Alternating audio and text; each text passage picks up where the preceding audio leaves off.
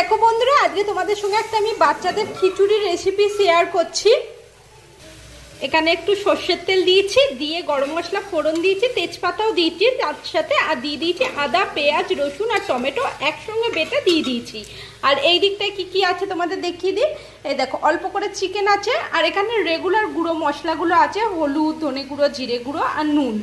আর এই দিকটা কেটে রেখেছি আমি ক্যাপসিকাম আর আলু, তোমরা চাইলে অন্য অন্য ভেজিটেবলসও দিতে পারো।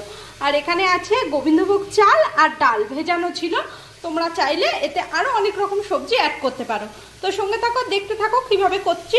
এই দেখো, প্রথমে এটা কষিয়ে নেবো, তার মধ্যে চিকেন আর আলু আর রেগুলার মশলা এগুলো দিয়ে আরেকটু কষিয়ে তারপরে এই চাল ডালটা এর মধ্যে দেবো। তো দেখো, আমার কিন্তু খিচুড়ি একদম রেডি। তোমরাও কিন্তু এইভাবে তোমাদের বেবিটাকে খাওয়াতে পারো। আর এই দেখো, আমি একটু উপর থেকে বাটার দিয়েছি, তোমরা চাইলে সেটা দিতে পারো অথবা অ্যাভয়েডও